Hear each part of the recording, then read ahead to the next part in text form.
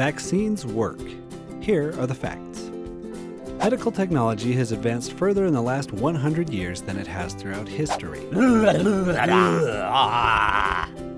live our lives relatively disease-free, and we owe so much of that to vaccines. Despite the overwhelming evidence, people still have questions and concerns. Polio? Smallpox? They're going to inject what? Which is okay. Let's take a look. In 1798, smallpox was killing hundreds of thousands of people every year, until Edward Jenner noticed that milkmaids who had contracted cowpox, a related mild disease, didn't get smallpox. This was the first vaccine. Vaccines are like a training exercise for your body.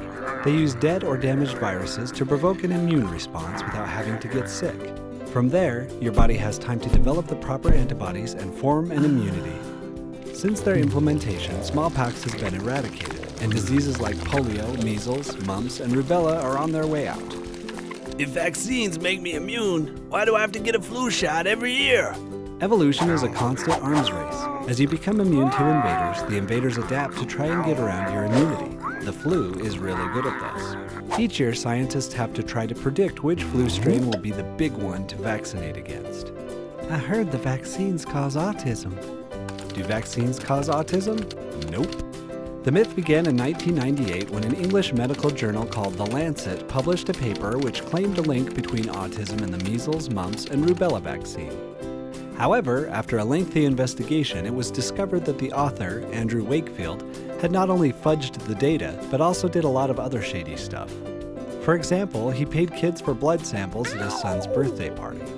Wakefield also had numerous conflicts of interest. Before publishing, he filed a patent for his own version of the MMR vaccine. He was paid hundreds of thousands of pounds by the UK Legal Aid Fund for his expert testimony in a class action suit against MMR manufacturers. All of it undeclared. Before long, celebrities like Jenny McCarthy began latching onto the scare. Soon it became trendy to keep your children pure by not injecting them with chemicals. By the time Wakefield's misconduct had come to light, his paper retracted, and his medical license taken away, the damage was done. Now he is held up as a martyr by anti-vaccine proponents. Scientists aren't sure of the exact cause of autism, which is now understood to be a spectrum of developmental disorders. We're learning more and more every day, but none of them suspect vaccines. None. Somebody shared a list of vaccine ingredients and it sounds really scary. People are afraid of what they don't understand. So a common tactic used by anti-vaccine proponents is to just list ingredients and let fear do the rest. For example, initially a preservative called thimerosal was attacked as the cause of autism. It's an antifungal agent used to preserve multi-dose vials of vaccine. It also happens to have a mercury atom in it. It lets us vaccinate many people from one vial. We're taught that mercury is bad, but it's actually kind of complicated. We forget that something we eat every day and every meal is made up of two of the most volatile and deadly elements on Earth, sodium and chlorine. The mercury in thimerosal is ethylmercury, which gets flushed out of the body, unlike its brother methylmercury, which is the bad mercury. You know what has the bad mercury in it? Tuna. In a well-meaning but ultimately harmful effort to appease the misinformed mobs, the CDC stopped using thimerosal in vaccines, even after an investigation found no link between it and autism. A recent study has shown that the continued rise in autism spectrum disorders is due to greater awareness and broader diagnoses. The ones who truly suffer are people in developing nations who now have to pay more money to buy and maintain single-dose vials of needed vaccines. Another chemistry fail is the calling out of hydrochloric acid in vaccines. Isn't acid bad? But if we remember back to our pH scale, acids can be added to an alkaline solution to make it pH neutral, which is exactly what they are doing there. Oh yeah. People also don't understand that the difference between good and bad is about dosage. Even drinking too much water will kill you. In 2007, a woman died after drinking 6 liters of water in 3 hours. The amount of scary-sounding chemicals in a vaccine is well within FDA-approved guidelines. Take formaldehyde, which is a natural metabolic byproduct. You've produced more in your body while reading this comic than you will ever get from a vaccine.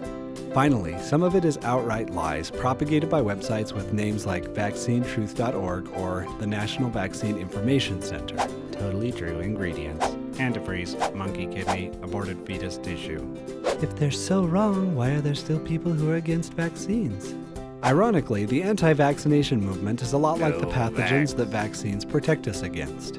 Their fear campaign is an ongoing arms race against facts. Each time science has proven them wrong, they simply change their stance to something else. Some people don't want to vaccinate anymore.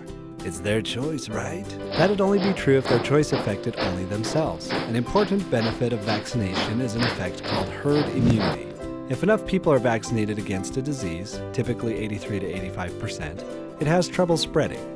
This protects people who are not vaccinated, either because they are too young or have an allergy or other underlying medical condition. In herd immunity, the vaccinated protect the unvaccinated. As more and more people opt out of vaccinating, the risk of outbreaks increases. Some of those diseases that were on their way out are starting to come back. Measles. Whooping cough. These diseases were practically fairy tales before the anti-vax movement. Now the U.S. is currently experiencing the worst measles and whooping cough outbreaks in decades. So what are the risks of vaccines? The benefit to risk ratio of vaccines is one of the highest of any medical intervention out there. But like any medical procedure, they carry some risks.